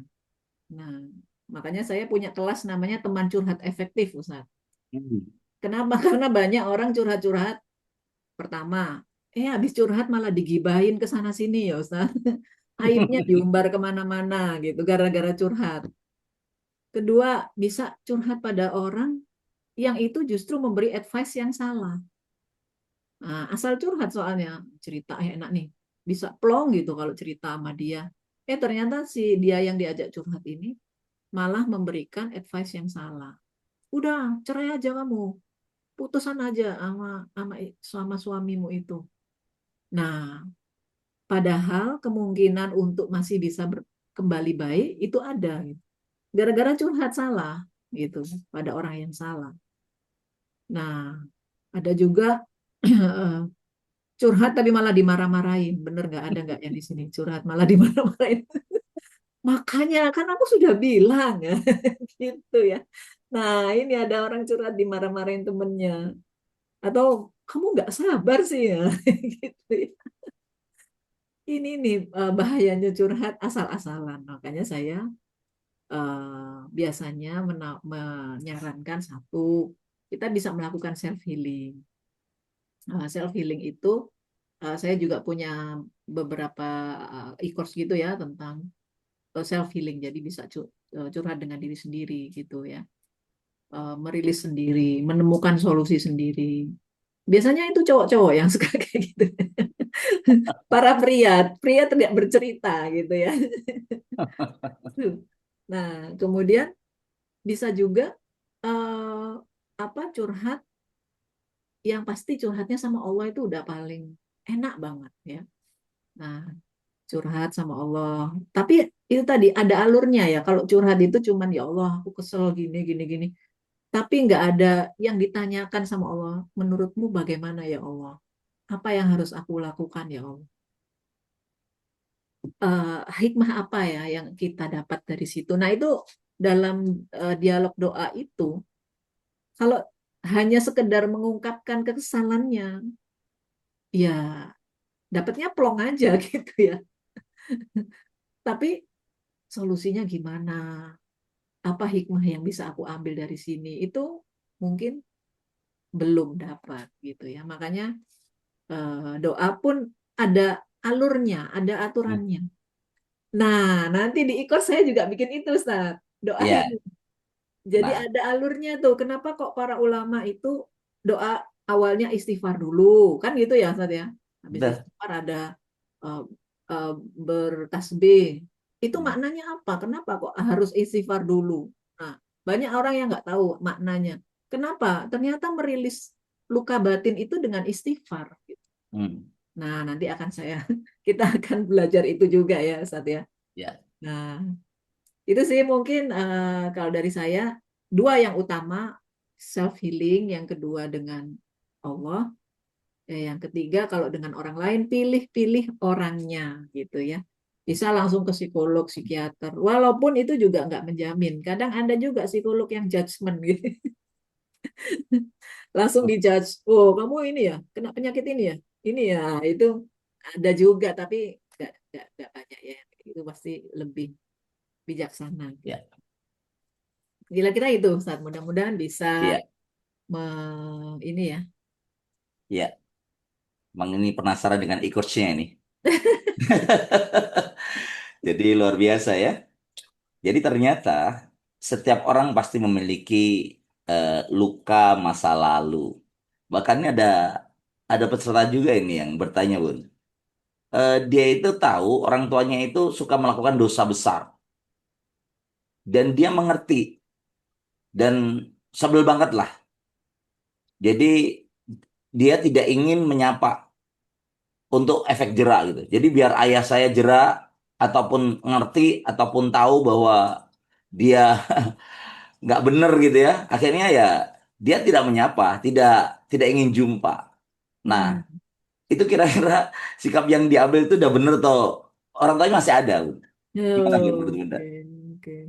Wah, ini kayaknya bagus dijawab sama nanti ada kelasnya Kak Rani, Hmm, hmm, Bunda Rani Hashim, itu bahas tentang komunikasi healing, hmm, komunikasi yang menyembuhkan. hmm, Caranya ngomong yang itu nggak menyakiti, tapi juga apa, malah membuat orang jadi bertobat gitu ya, berubah. hmm. Tapi kayaknya Ustadz Aris bisa menjawab deh kalau yang ini sebagai seorang pakar hipno ya. Beliau ini juga ini loh, apa? Jangan salah ini. Gimana Ustadz? Nah, saya Iya, masukin lagi nih Ustadz. ya. eh Melihat orang tua yang melakukan hal-hal yang tidak baik, kemudian kadang juga sudah diingetin tapi tetap tidak baik. Terus kita malah menghindarinya, itu akan mengakibatkan penyesalan yang luar biasa suatu hari nanti. Coba seandainya dulu saya semestinya seharusnya. Makanya ada tiga hal yang semestinya dilakukan nih oleh penanya ya. Yang pertama, selain tadi melakukan reframing doa yang diajarkan oleh Bunda Sofi, seolah-olah sudah terjadi. Itu cerdas sekali, Bun.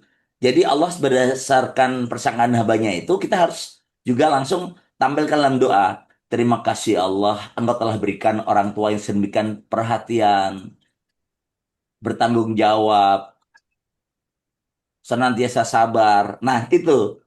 Jadi itu semestinya yang dikatakan oleh kita. Tadi udah cerdas itu. Bagaimana diajarkan, bagaimana framing doa. Doa, kekuatan doa. Yang kedua, bil hikmah wal mau'izatil hasanah. Tetap lakukan yang baik. Tetap silaturahim. Tetap bertemu. Jadi ada frekuensi nih. Orang baik yang terus-menerus baik berdampingan dengan orang yang kurang baik itu kuat-kuatan. Karena kita orang baik, maka akan terjadi tuh kalibrasi kebaikan. Orang tua pun akan mendapatkan kesadaran dari kekuatan doa dan kekuatan bakti yang luar biasa. Kalau menghindar, kalau sebel, nah terus itu nanti penyesalan luar biasa. Nah, tapi yang tiga ini yang terpenting. Orang tua itu kadang-kadang tidak bisa untuk dinasihati.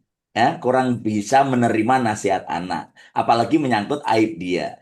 Apa yang harus kita lakukan? Selain doa, selain silaturahim, maka sudah semestinya sebagai seorang anak, kita mesti apa ya, mampu untuk membersamainya dengan menunjukkan bagaimana sikap baik yang pertama.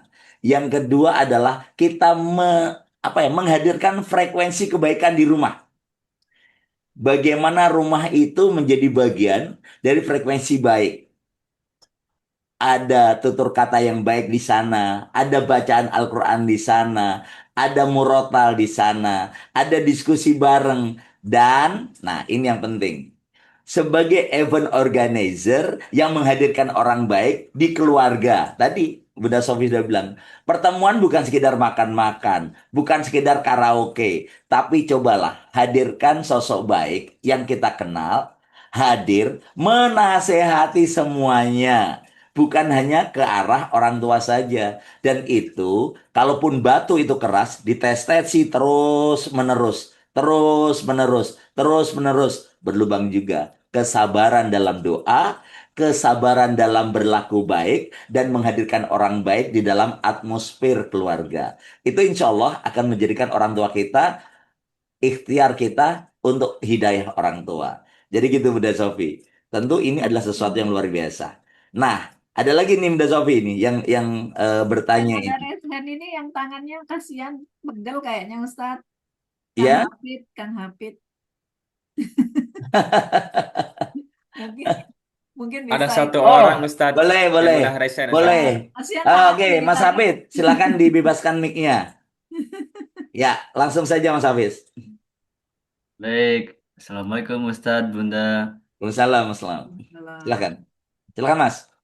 Eh, Ini Bunda, saya dulu mengalami luka batin dan kekerasan fisik yang secara memori tidak akan lupa. Namun, ketika saya teringat luka batin dan kekerasan fisik itu, saya hanya bisa menangis dan berusaha untuk sebisa mungkin memaklumi berbagai luka batin yang saya alami.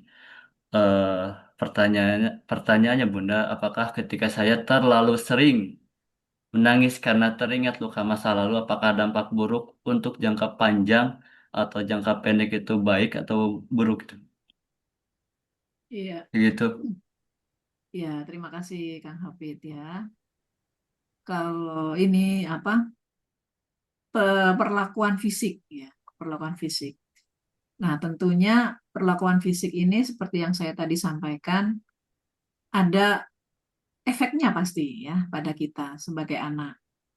Bisa misalnya jadi trauma, apa takut, mudah takut sama orang yang mungkin bentak aja langsung udah gemeter gitu ya, karena teringat gitu. Eh, atau mungkin malah sebaliknya ya. Tadi itu kan sebagai korban ya. Tapi kalau sebagai pelaku, nah suatu saat kita akan mudah emosional ya, kekerasan. Kita juga menggunakan kekerasan terhadap orang lain gitu. Nah, maka ini yang harus dirilis ya, luka batin itu. Memang tidak bisa hilang dari memori ya.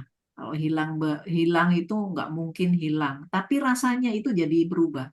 Seperti saya tadi bilang, saya itu jadi mudah lupa gitu dengan perlakuan kerasnya ibu saya ya ketika saya melakukan reframing doa itu ya salah satunya.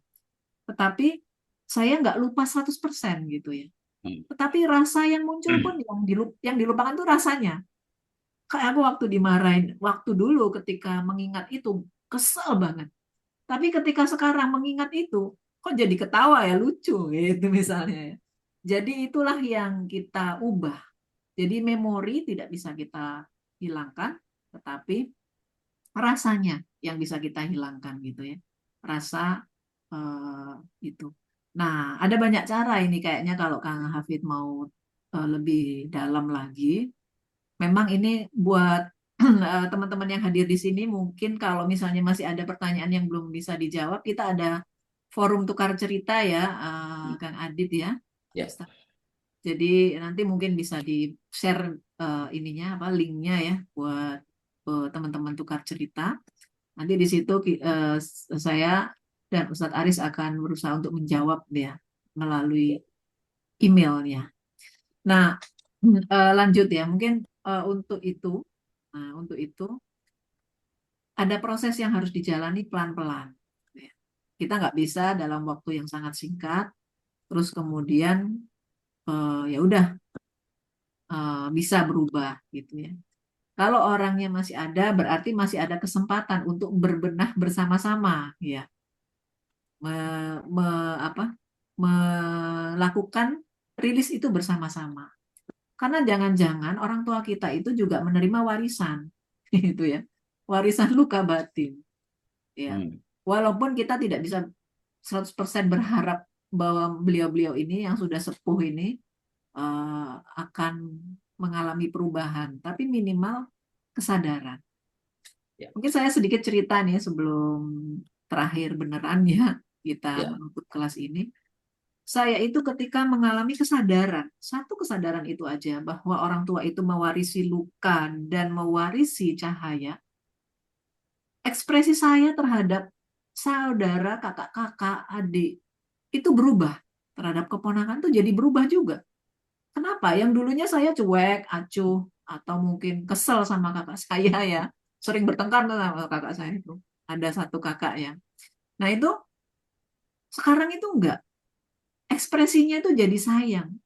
Iya Hmm. ya, kita kan sama-sama dulu mengalami luka batin bareng-bareng ya. Gitu. Hmm.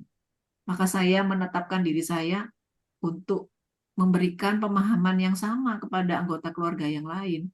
Ayo kita sama-sama ngerilis yuk gitu. Ayo kita saling support yuk gitu. Dan ternyata itu luar biasa loh Ustadz. Ya. Apa yang terjadi karena kita bareng-bareng. Karena kita menyadari bersama-sama. Nah mungkin bisa juga kita melakukan itu kepada anggota keluarga kita yang lain saat ngobrol-ngobrol santai gitu ya. Itu juga bisa. Jadi merilis luka batin itu nggak hanya ke dirinya sendiri, juga bisa ke orang lain. Tapi tentunya yang utama ke diri diri dulu ya. Gitu. Itu kali ya, Ya. Kang. Masya Allah, luar biasa Bunda Sofi. Tak terasa ya, waktu berjalan sedemikian cepat.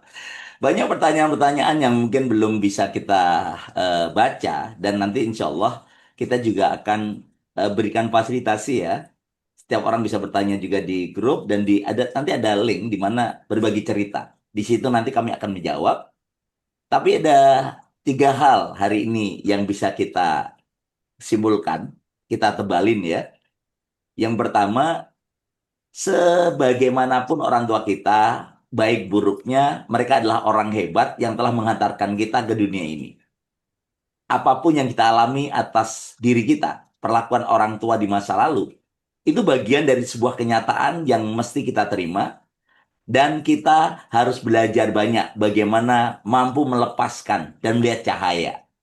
Mampu merilis ketidaknyamanan dan melihat cahaya warisan-warisan hebat yang pernah dan telah diberikan orang tua kepada kita. Yang kedua, tentu hari ini bagi orang tua yang masih ada, masih hidup, masih bisa dijumpai, ada kesempatan yang luar biasa untuk kita lakukan. Bagaimana kehadiran kita menjadikan mereka lebih nyaman, lebih tenang. Jangan dihindari, bahkan malah dimusuhin. Karena mereka adalah orang yang sangat butuh anak yang sadar, yang menyadarkan. Anak yang mendoakan dan memberikan ketenangan mereka di dunia, dan bahkan nanti tambahan kebaikan-kebaikan ketika mereka sudah tiada.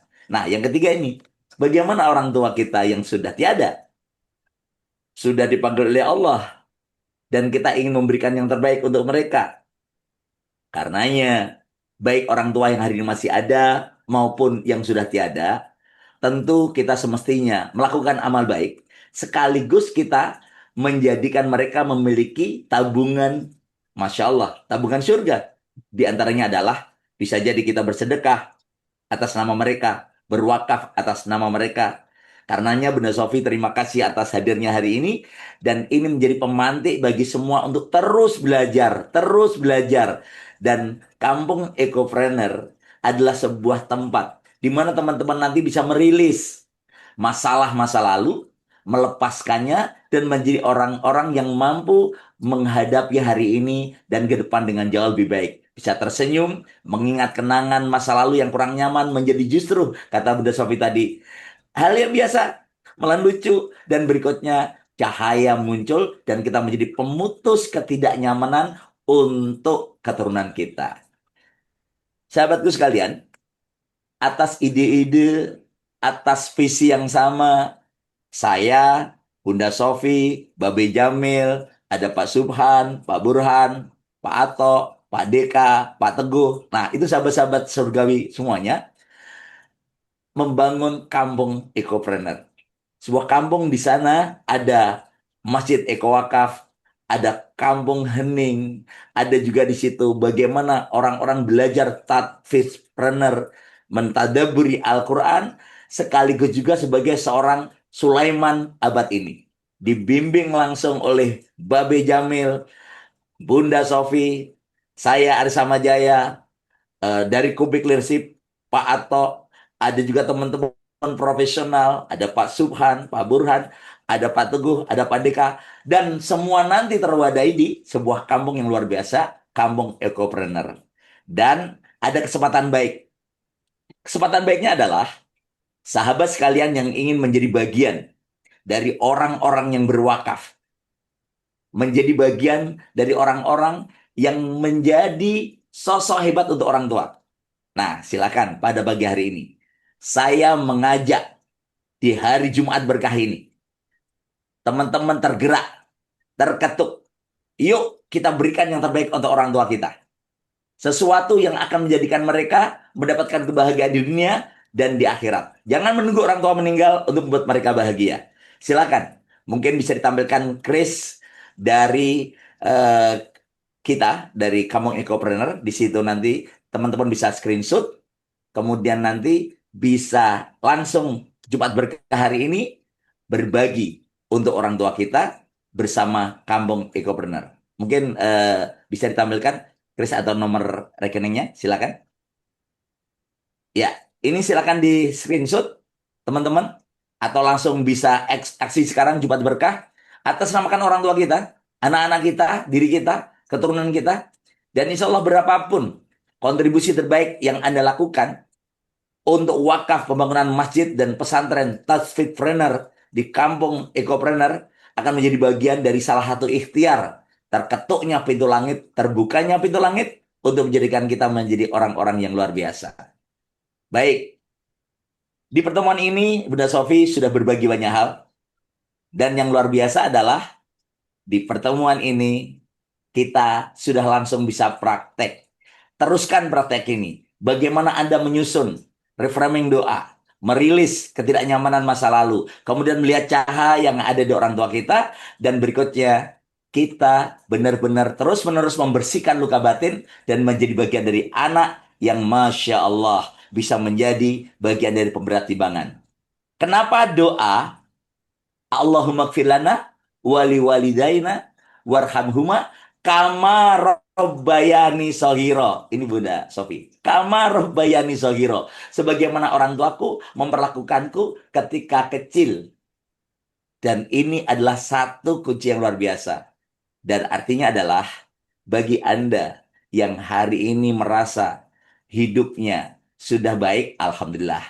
Yang bagi hari ini merasa perlakuan anaknya kurang baik, terus belajar. Bagaimana yang merasa terzalimi oleh orang tua, kita belajar. Tadi yang dikatakan oleh Bunda Sofi. Masya Allah, Allah Azza wa Jalla menjadi bagian dari saksi kita orang baik yang berusaha untuk baik dan terus-menerus selalu ingin baik. Bunda Sofi, sebagai closing statement, ada yang mau disampaikan ke kita sebelum saya serahkan balik kepada MC luar biasa kita, Mas Adit. Oke, terima kasih Ustadz. Ya, closing statement-nya adalah ini ya, kita tidak bisa membuat orang lain berubah, ya mungkin orang tua kita berubah, tetapi semuanya dimulai dari diri kita sendiri dulu ya. Jadi dengan kita menyadari ada yang harus dirilis, ada yang harus diselesaikan, luka batin kita temukan, dan juga warisan cahaya dari orang tua kita temukan, insya Allah hubungan kita dengan orang tua akan semakin baik dan kita akan bisa semakin mencintai orang tua kita dan berbakti dengan orang tua kita secara maksimal. Nah, itu mungkin closing.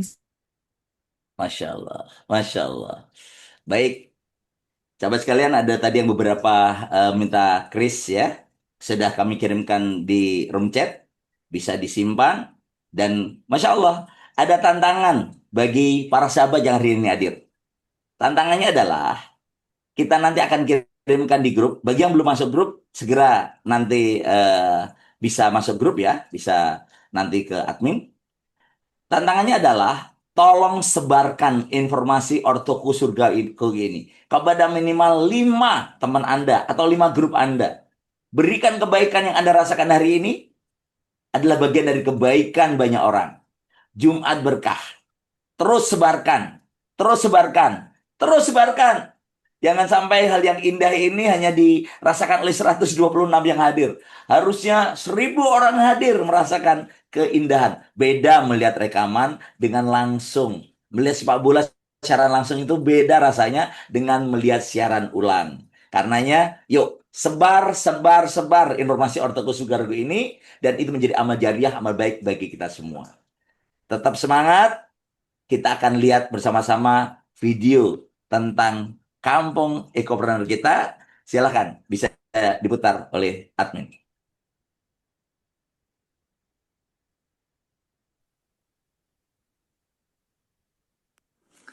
Sudah sejak lama, tepatnya tahun 2000 atau 26 tahun yang lalu, saya dan sahabat-sahabat saya memimpikan satu hal, membangun sebuah pesantren anak muda yang saya tungguin, yang saya tinggal di situ. Saya hidup bersama dengan para santri. Bukan sekedar tempat menghafal Al-Quran, tetapi tempat mentadaburi ayat-ayatnya, menghidupkan dalam akhlak keseharian, dan menumbuhkannya dalam kasih sayang kepada sesama, kepada alam, dan kepada Allah serta Rasul-Nya.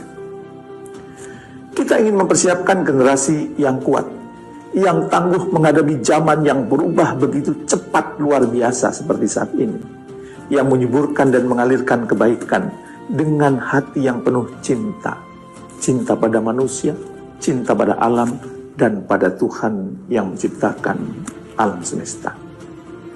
Bertahun-tahun kami telah menyelenggarakan program pesantren ini dengan meminjam tempat, berpindah dari satu lokasi ke lokasi lain, berpindah dari satu kota ke kota lain, berpindah dari satu provinsi ke provinsi lain.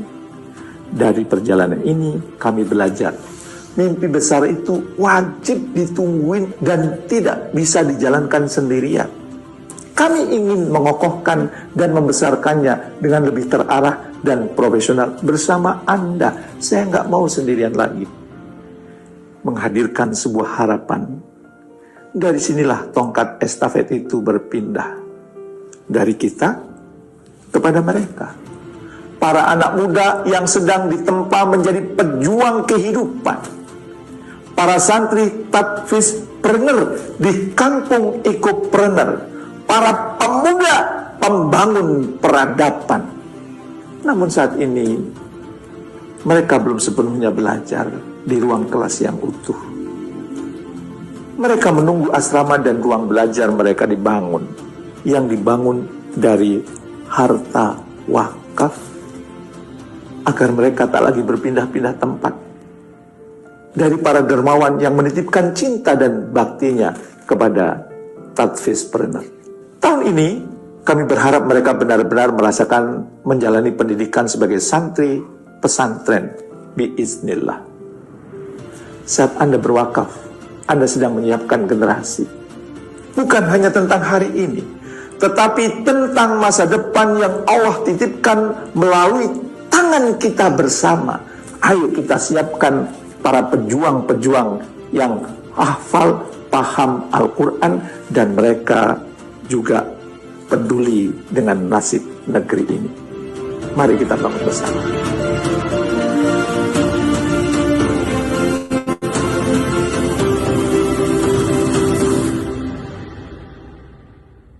Masya Allah. Itulah yang menjadi bagian dari impian bersama. Impian yang luar biasa. Dan Anda bagian dari itu. Dan Masya Allah, hari ini kita belajar luar biasa dengan Bunda Sofi tentang bagaimana merilis luka masa lalu, bagaimana menjadi sosok yang luar biasa, dan juga kita belajar bagaimana memulai kebaikan dengan menjadi bagian dari orang-orang baik. Terima kasih atas kehadiran semuanya. Terima kasih sudah menjadi bagian hebat dari perjalanan yang indah ini. Terima kasih sudah mengorbankan waktu untuk hari ini. Dan yuk kita bersama menjadi bagian dari orang-orang yang nanti berjanji bertemu di surga. Dan kita akan menghadap Allah bersama dengan bahagia. Karena kita bagian dari orang yang melakukan aksi nyata untuk keluarga kita, untuk anak-anak kita, untuk orang tua kita, dan untuk peradaban umat. Terima kasih atas kehadirannya. Kita akan bertemu kembali pada hari Senin depan. Saya serahkan kepada Mas Adit, saya Samajaya, dan juga Bunda Sofi. Assalamualaikum warahmatullahi wabarakatuh. Waalaikumsalam warahmatullahi wabarakatuh. Masya Allah, tabarakallah, ilmu yang sangat luar biasa, tentu bermanfaat untuk kita semua. Kami ucapkan terima kasih untuk Bunda Sofi, Ustadz Aris yang telah membersamai kita di program Ortuku Surgaku. Semoga setiap ilmu, pengalaman, hikmah yang dibagikan menjadi bekal kita untuk bisa menjadi anak yang berbakti dan siap untuk meraih surga ilahi insya Allah. Dan tentunya kami sampaikan untuk ayah bunda, abang kakak, sahabat semua. Insya Allah untuk agenda Ortuku Surgaku yang terdekat kita akan hadir di hari Senin tanggal 19 Januari 2026. Boleh dicatat dan kita agendakan. Insya Allah akan membahas tema yang sangat menarik, yaitu adab komunikasi dengan orang tua. Lembut tanpa mengalahkan diri sendiri. Yang insya Allah akan dibersamai oleh pemateri yang istimewa. Ada Bunda Khairani Hashim. Beliau adalah seorang Widya Iswara, trainer, personal coaching dan konseling yang aktif memberikan seminar dan pelatihan terutama di bidang pengembangan kepribadian, komunikasi, dan manajemen stres, khususnya bagi tenaga kesehatan. Dan pastikan kita hadir untuk bergabung di hari Senin tanggal 19 Januari 2026 di waktu yang sama mulai pukul 5:15. Dan kita saling doakan semoga Allah berikan nikmat sehat walafiat, nikmat waktu luang sehingga bisa hadir istiqomah karena masih banyak pemateri-pemateri luar biasa yang hebat, tentunya ilmu dan pengalamannya patut kita ambil. Dan sekali lagi kita mari untuk terus berdoa semoga Allah memberikan ridhonya untuk kita semua. Sebelum kita meninggalkan ruang Zoom meeting ini, mohon berkenan Bunda Sofi, Ustadz Aris, kita dokumentasikan kebersamaan kita pada pagi hari ini. Dan untuk ayah bunda, abang kakak yang masih hadir bergabung, boleh dibuka kameranya dan tentunya dipastikan untuk menjaga aurat dan kondusif ya lingkungannya, kondisinya, tempatnya. Boleh kita dokumentasikan kebersamaan pada pagi hari ini. Boleh dibuka terlebih dahulu. Alhamdulillah, Masya Allah, wajah-wajah penuh cahaya. Masya Allah, sudah hadir, ya masih membersamai kita. Izin Bunda Sofi, kita dokumentasikan kebersamaan. Alhamdulillah, ini ada Kang Wahyu, ya Masya Allah, ini teman lama saya juga hadir. Ada Bu Sulis Cilegon, Alhamdulillah, Masya Allah, wajah-wajah yang sudah mendapatkan cahaya ilmu dari guru kita, dari pemateri kita. Alhamdulillah, Bunda Sofi sudah hadir. Izin Bunda kita dokumentasikan kebersamaan pada pagi hari Maaf, ini. Masya Allah, toilet tadi. baik. Masya Allah. Baik, izin Bunda. Boleh berikan senyuman terbaiknya. Masya Allah. Senyuman yang ikhlas tanpa paksaan. Baik, izin saya menghitung dan tim multimedia mendokumentasikannya. 1, 2, 3. Masya Allah. Baik, ada 4 slide ya. Saya hitung lagi. 1, 2, 3. Slide ketiga. 1, 2, 3. Yang terakhir, boleh berikan jempol Ustadz?